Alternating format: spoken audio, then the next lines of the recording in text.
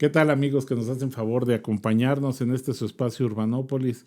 Estamos el día de hoy muy contentos por la oportunidad y agradecemos la amabilidad de su tiempo de charlar con el doctor Gerardo Sixto López, catedrático de la Universidad Michoacana de San Nicolás de Hidalgo, no solo en la Facultad de Arquitectura, sino en la Facultad de Bellas Artes. Y esta combinación entre arquitectura, artista, resulta sumamente interesante, sobre todo para temas de trascendencia de corte más humanista y el quehacer de la arquitectura, que es el día de hoy el tema que nos tiene aquí. Y agradezco mucho al doctor su tiempo. Bienvenido, doctor. Muchas gracias, muchas gracias. Un saludo, saludarlos a todos ustedes. De verdad es un placer y un honor estar aquí en lugar de trabajo del doctor Salvador García. Y pues estoy a sus órdenes, mi querido doctor, con el ánimo, mucho ánimo de comentar, platicar. Sobre todo, entiendo, hacer esta conexión con quien nos escucha y poder, ojalá sea de su interés.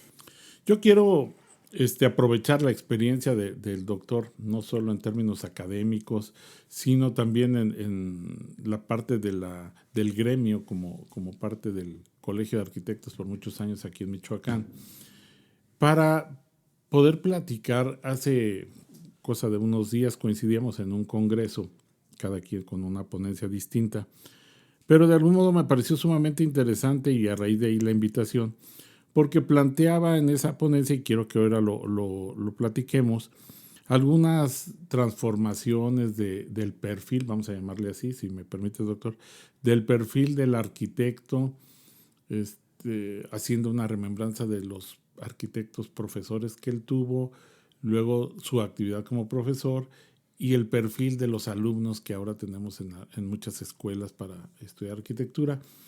Y de alguna manera lo ligo a una transformación que hemos tenido como sociedad. Nosotros hemos hablado mucho, y ahora sería el tema de interés, doctor, que digamos, demográficamente hemos ido cambiando, la composición familiar ha ido cambiando, se ha ido reduciendo de tener, no sé, nuestros abuelos, bisabuelos, de tener 14, 15 hijos, ahora prácticamente 2, 3, y ahora ya los jóvenes ni siquiera están pensando en tener hijos. Nosotros de repente atribuimos algunos aspectos, cuestiones económicas, ¿verdad? La inestabilidad, pero algo cierto, y si me permites como para ir planteando algunas directrices, sería que estamos hablando de que nos hemos vuelto más individualistas en términos del ámbito urbano, que hemos tenido ya una situación de inmediatez, es decir, todo lo queremos rápido y ya no hay esta preparación, esta espera en muchas cosas. La tecnología nos ha ayudado muchísimo en esto.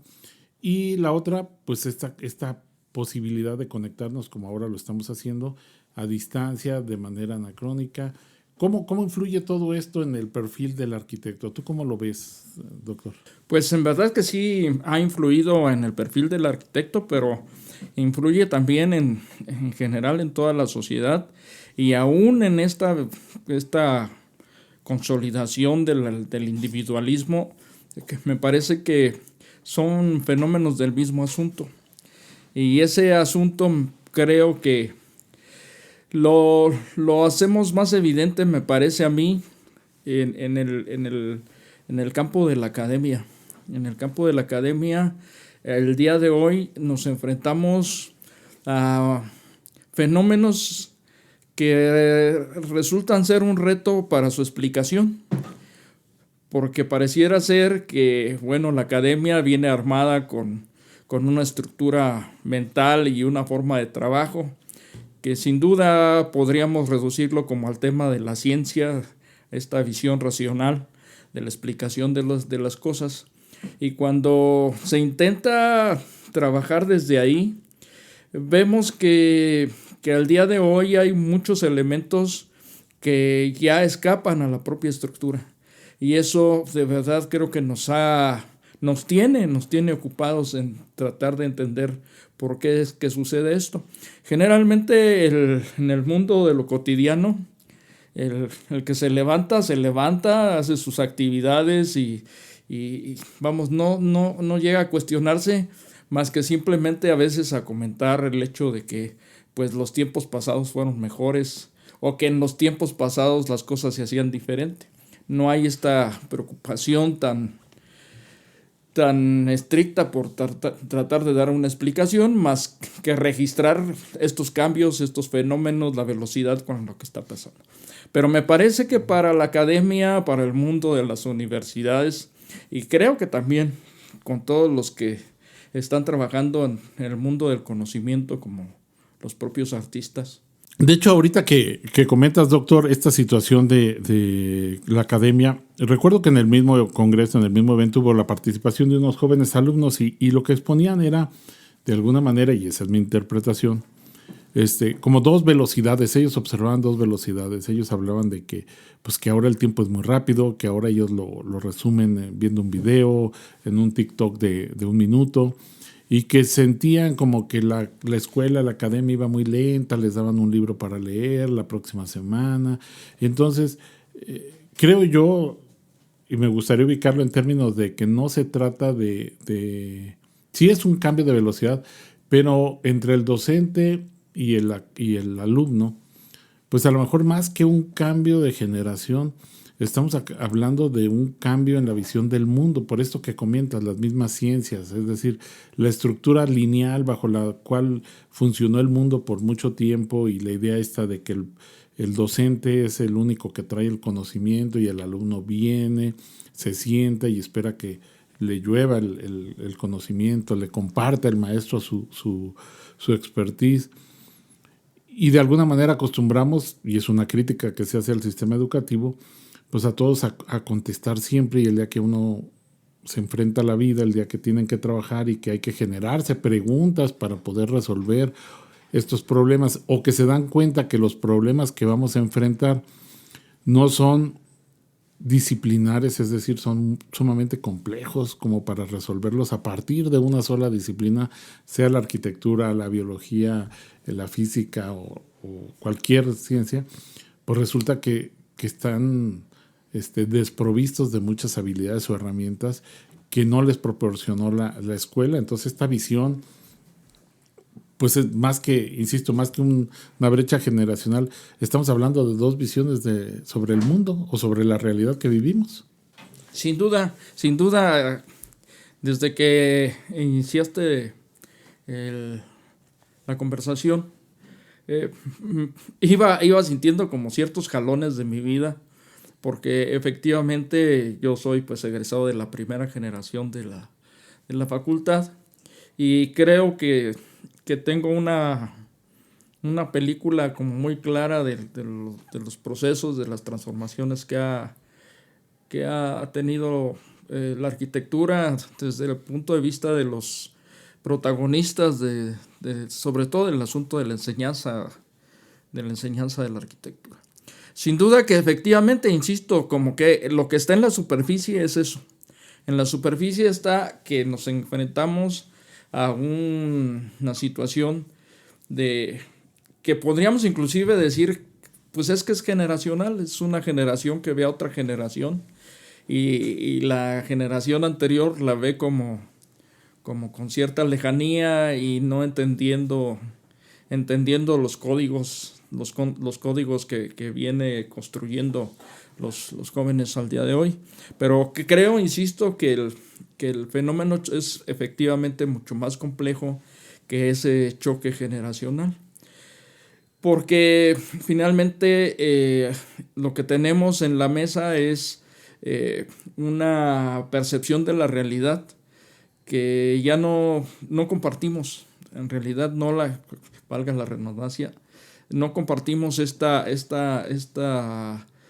manera de entender el mundo, de nombrarlo, de vivirlo, porque venimos como de códigos totalmente diferentes. A lo mejor me sirve esto de hablar de que al final es un choque de códigos diferentes, de mundos diferentes, que si entendemos cómo se vienen desarrollando los procesos de construcción de la realidad, pareciera ser como más comprensible esta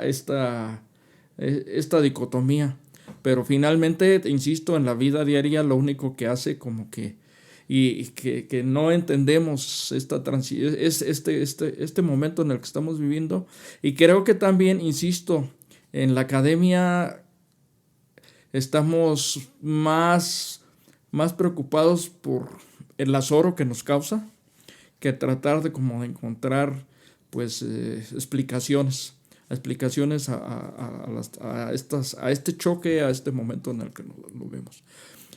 Creo que eso es, y sobre todo además, sí, lo que también está en la superficie pues es el choque de la tecnología, ¿no? Como las generaciones anteriores, los que nos creamos en el nacimiento de las computadoras y en el desarrollo tecnológico, lo vemos como con una lejanía, o sea, lo aprendimos, aunque seamos muy diestros, lo vimos como un asunto extraño que llegó. Para los jóvenes, la tecnología está con ellos, pues son nativos, finalmente nativos digitales, nativos. No sé, ellos no discuten si se usa o no la tecnología. Son asuntos éticos o tecnológicos. Finalmente es lo que tienen y con eso resuelven. Y eso creo que ha creado todavía más una gran preocupación porque para los que tenemos que aprender estos fenómenos, vamos en desventaja con los que viven en el fenómeno. Y entonces yo creo que sí, el profesor cuando descubre algo, los jóvenes ya van 4 o 5 pasos adelante. Ahora que mencionas esto de la desventaja, y en términos académicos, y no es exclusivo, creo yo, para la arquitectura, me atrevería a pensar en todas las disciplinas, estamos frente a la necesidad de formar un profesionista muy, muy distinto. Tú hablas de la parte tecnológica, podemos incorporar la parte medioambiental ante esta crisis que sin lugar a dudas tiene que cambiar o nos está obligando a cambiar la visión del mundo. Muchas cosas de las que se hacían antes o que parecía que eran soluciones ahora son problemas. Y eso los jóvenes lo viven día a día. En el caso particular de la tecnología, a mí me llama la atención porque a lo dicho por los alumnos, por ejemplo, su eterno reclamo es el internet, ¿no? Que haya wifi, que siempre a donde lleguen esté la red, ¿no? Un restaurante, por todo el mundo, antes de pedir el menú, antes de pedir qué comer, preguntan si la clave del wifi o cómo está. Y para la otra generación, y propiamente en la escuela, en las universidades, pues pareciera que eso es un lujo y por lo tanto es innecesario para la actividad sustancial de la educación. Sin entender que muchos programas ya funcionan con plataformas en línea, que los archivos están en la nube, es decir, que necesitan estar conectados para que opere su instrumento principal, ya sea su iPad o su computadora. Y ellos, perciben claramente que hay una generación de docentes que cuando escucha tecnología, cuando escucha inteligencia artificial, lo equivale a plagio, a fraude, a poca ética y a poca capacidad. Y entonces pareciera que se les cuestiona o se les sataniza el uso de las tecnologías cuando por el otro lado ellos ven la necesidad de estarse actualizando cada vez más. Sin duda, creo que sí, como para avanzar, habría que comentar que lo que en realidad está en crisis es una manera de comprender el mundo. Y lo podríamos definir como esta actitud racional frente al universo. Es decir, nosotros venimos de un gran proyecto que es el proyecto de la modernidad, el proyecto tecnocientífico que pone todos sus esfuerzos en el conocimiento del mundo a través de la razón, de lo que es explicable, de lo que es demostrable, de lo que es dimensionable, de lo que es mensurable, de lo que se ve. O sea, al final el tema del desarrollo de la ciencia en una primera etapa es tratar de explicar las leyes del universo. O sea, las leyes del universo, por qué un objeto se mueve, por qué un objeto está en reposo, ¿Por qué lo que yo veo lo puedo explicar en términos matemáticos, ¿no? Es el gran desarrollo de la matemática hacia los cálculos. Finalmente tiene ese sentido, tratar de resumir, de entender y de comprender los fenómenos del mundo a partir de la racionalidad y de poner efectivamente todos los esfuerzos en el valor de la razón. No es casual, digo, lo pongo nada más para demostrar que el siglo XIX haya acabado con la existencia de Dios. O sea, el concepto de Dios queda fuera totalmente porque ya no era funcional. O sea, no era funcional para las explicaciones, sí, o sea, para la religión y todo, pues vamos, no es que haya acabado, sino para las explicaciones. Ya el concepto de Dios se evita esta idea de que las sociedades tienen su propio desarrollo, que depende de las relaciones de producción, etcétera, ya hacen que un ser metafísico desaparezca de esa condición, y que bueno, que al final nos lleva a esta famosa idea del Fausto de Goethe, ¿no? De Goethe, de ese hombre fáustico que vende su alma al diablo. Metafóricamente, pues nos está explicando cómo estoy poniendo yo todo el valor de lo racional, que finalmente es, insisto, el proyecto homocéntrico, al final. Pero a ver, doctor, esta idea de la racionalidad en la cual creo que todos coincidimos, fue en aras de buscar una certidumbre, es decir, poder predecir qué es lo que va a pasar, y en esa certidumbre yo sé o puedo predecir el futuro en términos del futuro que yo deseo construir o del futuro que yo deseo que va a pasar y para el cual me estoy preparando. Hay una inquietud muy reiterada de predecir el futuro, ¿no? De buscar qué es lo que va a pasar. Sí, sin duda, y eso fue lo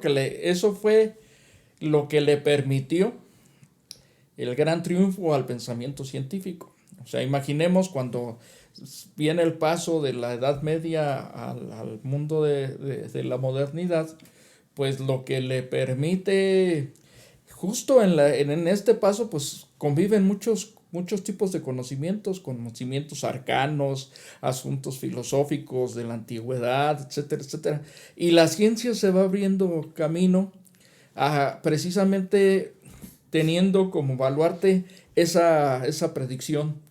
Y vamos, este sentido del conocimiento, la utilidad, o sea, un conocimiento que debe de ser útil, y cuando es útil se vuelve tecnología. O sea, estamos hablando de la tecnología, cómo se construye el valor de lo tecnológico.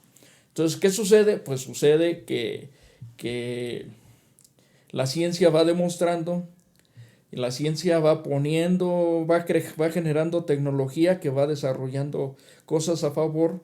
El siglo XIX es el siglo de los grandes inventos, la gran maravilla de la civilización, etcétera, etcétera. Y ahí alcanzamos a tener esa certeza de la fantasmagoría tecnológica, ¿no? O sea, llegamos al punto final, llegamos al paraíso, ese paraíso laico, ¿no? Entonces, esa certeza nos hizo pensar que íbamos bien, pero creo que con el camino de estas cuestiones vemos que también esta visión autosuficiente del proyecto homocéntrico y de entender como al ser humano como en la cadena superior, el principal, eso le permitía, pues, sin ningún miramiento, pues, el desbastamiento de los bosques, la contaminación de los ríos, lo que ahora precisamente en esta diálogo que estás abriendo sobre el tema de la cuestión medioambiental. O sea, cómo aparejado a esto, vamos a ver cómo en esta autosuficiencia la naturaleza va perdiendo. La naturaleza va perdiendo porque el proyecto es el hombre como el centro del universo. ¿Cómo pasamos de este paraíso de dominación, incluso tecnológica, como dices, con el hombre al centro, obviamente, a un escenario de crisis en el ahora llamado antropoceno, ¿no? Es decir, cómo del paraíso a una crisis. Y esa crisis nos lleva a la caída de muchos paradigmas o del gran paradigma, porque entonces la predicción o la posibilidad de la certeza que nos da la predicción se viene abajo, porque resulta que íbamos a estar mejor y no estamos mejor. Resulta que íbamos a obtener muchas cuestiones de beneficios si hacíamos tal o cual cosa y no ocurrió. Y entonces se desmorona ese gran paradigma, pudiéramos decir ahorita, del desarrollo, de la tecnología, de la dominación. Y en términos prácticos, creo yo que estas nuevas generaciones, pues lo que están viviendo es un escenario de incertidumbre, donde predecir o imaginar el futuro resulta aún mucho más difícil y a lo mejor hasta infructuoso, si no se tiene la certeza ni siquiera del presente en términos de resolver hacia dónde vamos. Sí, el gran cuestionamiento de este proyecto homocéntrico, nos podemos remontar pues efectivamente a los holocaustos del siglo XX. Es decir, cuando la bomba atómica se hace caer sobre las poblaciones y finalmente provocando grandes devastaciones, pues el cuestionamiento es: ¿y entonces qué pasó si la ciencia nos iba a llevar al bienestar? Si la ciencia traía aparejada el concepto de lo bueno, pues lo bueno, la excelencia. Y entonces, sí, efectivamente, en un rango, pues viene esta crisis también del sentido de la ciencia para qué. Y creo que ahí sí se abre una gran discusión, porque al final de cuentas, lo que viene atrás de este pensamiento racional, lo has comentado muy bien, hay esta visión dominante, pues es un conocimiento que es dominante sobre los otros. Y ahí se abre la gran disyuntiva. Eso en términos como de esta primera crítica al momento. Y entonces nada más quiero dejar abierto otro punto, que finalmente la ciencia misma, que fue lo que provocó este asunto de la bomba atómica, en la ciencia misma va a dar el giro a la invisibilidad. Es decir, con este desarrollo de la comprensión atómica, del átomo, de la conformación atómica, cada vez más la ciencia va dejando esta idea de lo tangible, de lo demostrable, para ir a un sistema de lo invisible. A mí este es un asunto que se me hace muy, muy, muy interesante, porque finalmente pasamos del mundo, en algunos momentos hablan de este mundo mecánico al mundo termodinámico, un mundo que ya, que cambia sus fundamentos, ya no sobre lo que se ve, sino lo que no se ve, y eso hace muy interesante el momento, pues, ¿no? No, déjame hacer así como un aterrizaje forzoso al tema de la arquitectura ahorita que mencionabas. A ver, ante la reconstrucción de las ciudades en tiempos de la posguerra, surgen dos planteamientos muy evidentes y muy clásicos del movimiento moderno, por no decir que surge el movimiento moderno ya de manera muy concreta. La vivienda mínima en serie y reproducible para poder satisfacer esta necesidad de que la gente llegaba a las ciudades y no había vivienda, y la concepción de una zonificación para la ciudad, es decir, pensar que la ciudad se debe de estructurar bajo una zonificación de grandes zonas habitacionales, comerciales, industriales, como se resolvía el esquema de la vivienda, ¿no? Con zona de servicios, zona íntima y zona social. Esos dos elementos que surgen en este escenario de la posguerra y que de alguna manera lideraron el quehacer no solo de la arquitectura, sino de la ingeniería en términos de las estructuras, esta linealidad, esta idea de que la función es primero y después la forma, y llegó un agotamiento y nos llevó a una crisis. Y ahorita en este nuevo escenario tú decías, bueno, ¿qué pasa?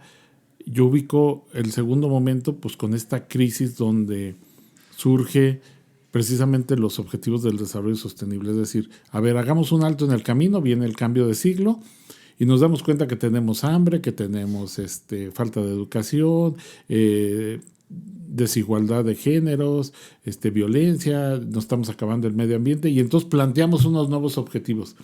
Objetivos en los cuales pues hay que repensar lo que estábamos haciendo en términos urbanos y en términos arquitectónicos. Es decir, hay que repensar la ciudad y hay que repensar la arquitectura. Y en esta idea de lo no invisible y la tecnología, pues se hacen posibles estas geometrías que ahora, pues con la mano en la cintura, dan como consecuencia una serie de edificios impensables en términos del movimiento moderno. Claro. Pues sin duda lo que es el movimiento moderno para esta visión mecánica, pues es la apoteosis de ese proyecto homocéntrico. Es decir, primero, nunca antes la arquitectura había sido eso. Sí, la arquitectura siempre había discutido sobre el tema de cómo llegar a la belleza, cómo la arquitectura es un instrumento para llegar a lo bello, o cómo ya en el siglo XVIII, cómo la arquitectura podría ser un instrumento para llegar a lo verdadero, o sea, la arquitectura verdadera, que fue uno de los grandes temas en la tratadística del XVIII. El origen de por qué la arquitectura sigue estando ligada a las bellas artes, en buena medida. Claro. Su raíz es esa. Si nos vamos más atrás, a lo mejor para otro momento de la discusión, en la antigüedad finalmente la arquitectura era una extensión de la naturaleza, o sea, la arquitectura no era un asunto diverso de lo natural. La modernidad y todo esto que estamos hablando crea la artificialidad cuando apunta por la tecnología. Entonces, efectivamente, ya en el siglo XX vemos cómo se construye un discurso que tiene que ver con una arquitectura tecnocientífica, una arquitectura que viene cabalgando en esta idea del valor de la cientificidad y de lo tecnológico. Entonces, finalmente, también recordemos, los ingenieros son producto del siglo XIX, productos de este mismo proceso. Entonces, los arquitectos no se quisieron quedar atrás. Y entonces hicieron de su práctica, que era una práctica, ligada a fenómenos que tenían que ver insisto yo, como un principio final, la construcción de principio final. Qué profundidad. Qué profundidad, ahora vengo inspirado. No, que tenía como objetivo final la belleza, se convierte precisamente en un objetivo útil, la utilidad y la tecnología. Dicen, bueno, en algún momento dado se plantea que al final pues la arquitectura deja de ser o se convierte en otra cosa, que es la cosa técnica. Y sin duda, también en esta discusión, efectivamente tú también lo pusiste en la mesa, pues las necesidades de reconstruir las ciudades, las necesidades de pensar rápido el habitar, las necesidades de satisfacer asuntos sociales, sin duda que permitió que se abrazara esta idea, porque era lo que finalmente se necesitaba. Y creo que al final este asunto es eso, ¿no? El movimiento moderno no es más que la apoteosis de esta forma de pensar tecnocientífica. Vienen igual un análisis después de si esa manera de pensar y esa manera de reducir, porque lo que habría que decir es que es una práctica muy reduccionista solo al tema tecnológico, técnico, la función. Entonces viene todo un replanteamiento sobre estos principios, y bueno, ahora se comprende que hay otras cosas, el asunto medioambiental, la supervivencia en el mundo, una arquitectura, este tipo de arquitectura tecnocientífica apostaba por una arquitectura internacional, una arquitectura que se hiciera igual en Nueva York que en Chandigarh, que estuvo Le Corbusier, o en Uruguay. Es decir, no importaba donde estuviera porque los principios tecnocientíficos eran universales. Entonces, cuando se empieza a reflexionar, dicen, no, pues es que la arquitectura tiene que ver con una comprensión del medio, con una comprensión de sus tecnologías locales, con una manera de habitar, porque también lo que nos enseña el mundo funcionalista es que hay una sola forma de habitar: dormir, comer, descansar, siempre como en una cosa muy abstracta, cuando el uso del espacio está lleno también como de otros factores, los simbolismos, este intercambio entre los miembros que están en el espacio. Hay muchas cuestiones más que están ahí y que forman parte, pues, de una comprensión de la arquitectura mucho más compleja. Y bueno, cuando sucede eso, pues entonces se abre el discurso y la arquitectura es mucho más que lo que nos habían dicho que era. Sin duda que se van abriendo panoramas y caminos sobre el mismo tema. Y ahorita que decías, bueno, este reduccionismo utilitario, pues de alguna manera prevalece y da pie a un pensamiento de una lógica económica que viene a dar la razón de ser de muchas de las ciudades y la razón de ser de muchos de los criterios con los que hemos construido. Si bien era la función, ahora parece ser que es lo económico, cuando uno de repente ve los desarrollos habitacionales y hay gente que se pregunta, bueno, ¿qué arquitecto en qué cabeza puede caber que la gente viva en estas casitas? Pues no es en la cabeza de un arquitecto, es en la cabeza de una lógica económica que busca la mayor rentabilidad.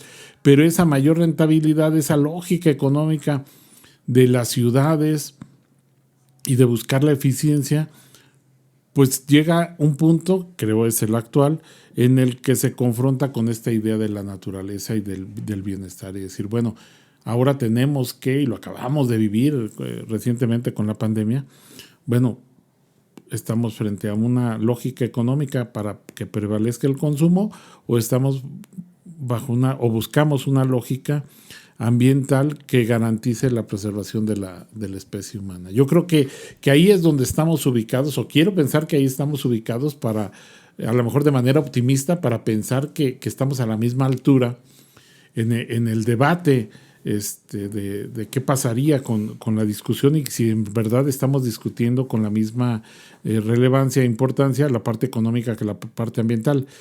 Tristemente la realidad nos dice que no, ¿verdad? La realidad nos dice que pues va ganando la parte económica, que hay quienes apuestan a que a partir de la tecnología se pueda resolver el asunto del cambio climático, se puedan encontrar soluciones. Dicen, bueno, si buena parte del problema lo causó la tecnología, pues es predecible que ahora con la tecnología lo resolvamos. Pero todo parece indicar que no, o al menos no en el tiempo en el que vamos.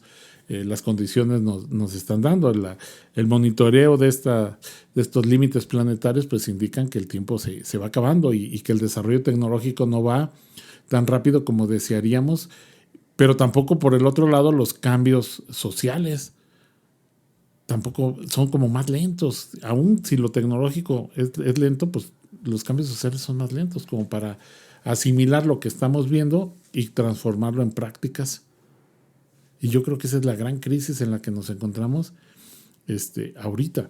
¿Cómo dejamos de pensar en la parte tecnológica como la solución a todo?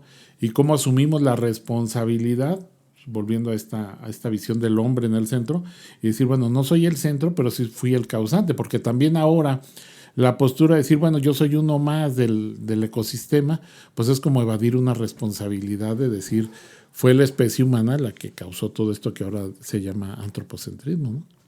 Sí, yo sería más radical. O sea, sin duda que estoy totalmente de acuerdo. Viene, más radical está bien. Estoy totalmente de acuerdo de que efectivamente eso es lo que está pasando. Pero creo que lo que nos ha faltado desde el mundo de la academia, y digo, no lo planteo como una falta, sino como para ponerlo en la discusión, es que tenemos que cambiar nuestra forma de pensar. Es decir, nuestras explicaciones tendrían que salir como desde otras estrategias de pensamiento. Porque sí, al final, creo que el gran problema que tenemos es que tratamos de entender los cambios desde nuestros recursos propios o desde nuestro background de conocimiento. Y sí, a lo más que nos alcanza es pues al azoro, ¿no? O sea, pues sí está difícil, no debe de ser así, deberíamos de pensarlo de otra manera. Pero yo creo que para poder superar el azoro es actuar, pero en el caso de la academia, crear nuevas formas de explicaciones, o sea, cambiar la explicación, así como muy correctamente tú lo dijiste, ya esta visión unilateral de las disciplinas no nos alcanza. O sea, una disciplina ya se volvió casi así como una ley. Una disciplina por sí mismo no cambia, no explica un fenómeno, sino habría que avanzar hacia la multidisciplinariedad, a la transdisciplinariedad, a crear metodologías de creación de conocimiento que no salgan desde esta racionalidad, porque al final lo que nos sirve, lo que seguimos trayendo entre los arquitectos traen en su sangre la funcionalidad y los científicos traen en su sangre la racionalidad, y creo que el gozne debería de ser efectivamente cómo cambiamos ese chip, cómo nos abrimos a la transdisciplina y fomentamos los diálogos para ir construyendo otra narrativa, pues es a lo que me refiero. Y creo que ese es el momento en el que estamos. O sea, necesitamos, la realidad como la tenemos no nos alcanza, pero necesitamos crear, ahorita que estoy hablando, pues casi lo mismo que hicieron los enciclopedistas. O sea, necesitamos la nueva enciclopedia. Esto no se me había ocurrido, se me ocurrió hoy. Creo que necesitamos la nueva enciclopedia, esa nueva labor de recomponer la idea de conocimiento, ¿no? Pero creo que sin duda cada vez va teniendo más aceptación estas nuevas narrativas. Me hiciste recordar el principio, uno de los aspectos que se mencionan cuando se hace la propuesta de la teoría de sistemas, ¿no? O sea, bueno, cada uno ha generado incluso hasta su lenguaje propio para evitar que nos podamos comunicar.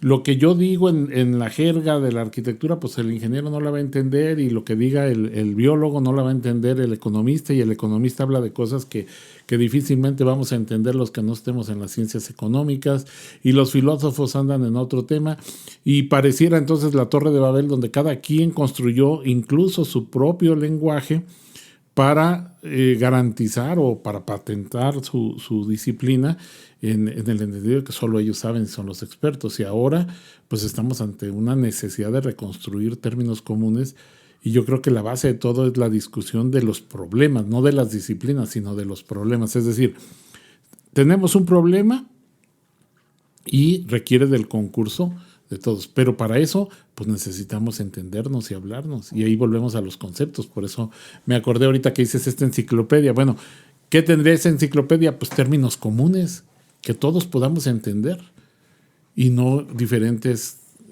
infinidad de conceptos. Ahora podemos poner una palabra en la mesa y van a surgir infinidad de conceptos. Cada quien va a entender lo que quiera, y pareciera además que es válido. Es decir, yo entiendo eso y es tan válido como lo que tú entiendes. Volvemos al asunto de esta ruptura de la linealidad, ¿no? Es válido que cada quien entienda desde su posición lo que pueda comprender a partir de una serie de conceptos. Pero entonces cuando nos estamos hablando o cuando estamos discutiendo, en realidad pareciera que no estamos discutiendo para llegar a un acuerdo, sino estamos simplemente exponiendo dos posiciones, pero no con el afán de reconciliarlas en aras de una solución. Sin duda, Edgar Morán señaló este fenómeno como la inteligencia ciega, la racionalidad ciega. O sea, una racionalidad que no ve para otros lados más que en la disciplinariedad, pues, en la especialidad, en el valor de la especialidad. Sin embargo, nos estamos dando cuenta que no nos conduce pues a ningún lugar. E insisto, yo creo que un arquitecto hoy, un arquitecto que quiere ser un arquitecto de su tiempo, no puede pensar solo desde la arquitectura.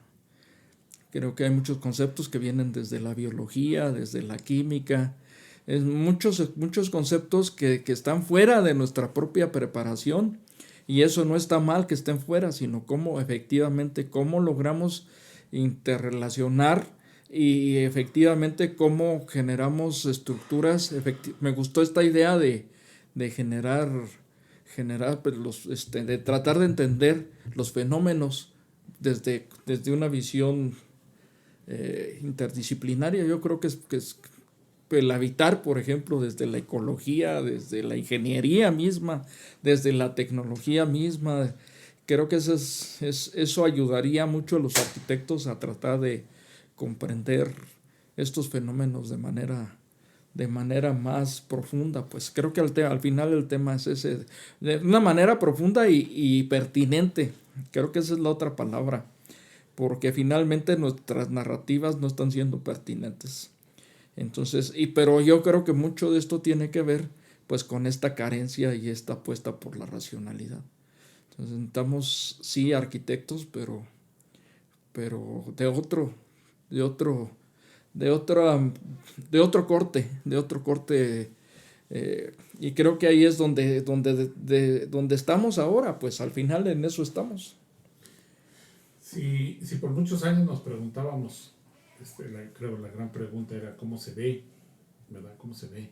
Las perspectivas, las fotos, cómo se ve. Todavía infinidad de revistas que ilustran las obras como si fuera una obra de arte, estática, es más ingente. Uno en la deformación lo lleva a esperar a que no haya nada de gente para poder tomar la foto del edificio, porque lo que interesa es la foto, no cómo se vive, no cómo se habita.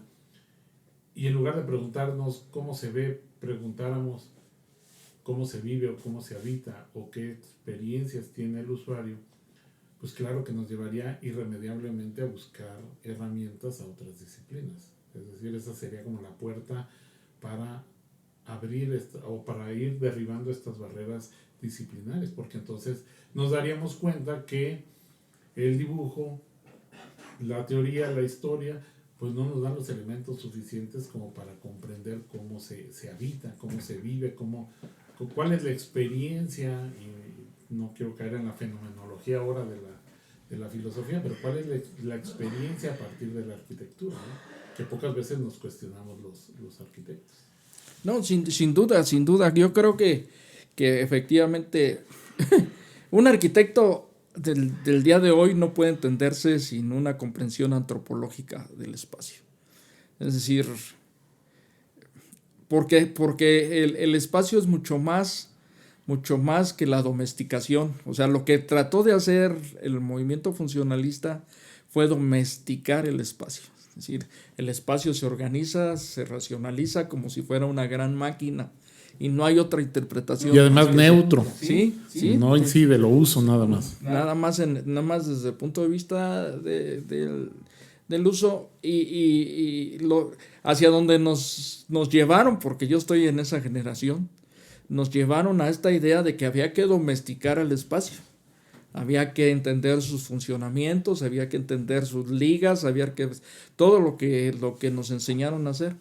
Y al final del partido, pues lo que nos estamos dando cuenta que eso es pues un porcentaje porque el otro porcentaje tiene que ver con insisto, la simbolización, con los usos sociales, con muchos asuntos más que vienen otra vez de otras disciplinas. Y entonces creo que los arquitectos al día de hoy, y lo voy a decir para que quede grabado, estamos en crisis, porque finalmente muchas de esas interpretaciones, insisto, tiene que ver con la antropología, tiene que ver con la biología, tiene que ver con la química, con la física, con siguiendo a Morán, pues, la identidad, con todas estas cuestiones.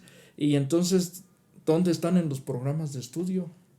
Todas esas interpretaciones, esos saberes. Entonces estamos caminando, insisto, con unos saberes que son buenos para esa idea de la domesticación del espacio, pero ¿qué saberes deberían de tener las nuevas generaciones? Entendiendo todo esto que hemos dicho, estamos hablando desde el background de la arquitectura, pero si a eso todavía le sumamos todo lo que hemos hablado de los asuntos sociales, la nueva tecnología, la reducción del tiempo, la rapidez, muchas cuestiones de este tipo, pues entonces estamos viendo que pues hay una crisis. O sea, para mí no hay más que una crisis que habría que resolver, ¿no? Quiero aprovechar, desafortunadamente el tiempo siempre es nuestro enemigo, pero quiero aprovechar esta afirmación y estas ideas que plasma el doctor, y para mencionar pues que ante esta crisis en la cual coincidimos, pues de alguna manera precisamente este espacio que hemos ido conformando con el apoyo de muchos colegas, pues tiende a discutir todos estos temas, no necesariamente de arquitectos o entre arquitectos, sino lo hemos visto con diferentes invitados, con todos los aspectos que tienen que ver a nuestro juicio con lo que vivimos, con nuestra vida cotidiana, más que con los edificios. Y obviamente aprovechando la parte, aunque ahora la hayamos criticado o cuestionado, pues queremos aprovechar la tecnología para poder llegar a todos aquellos que amablemente nos permiten acompañarlos.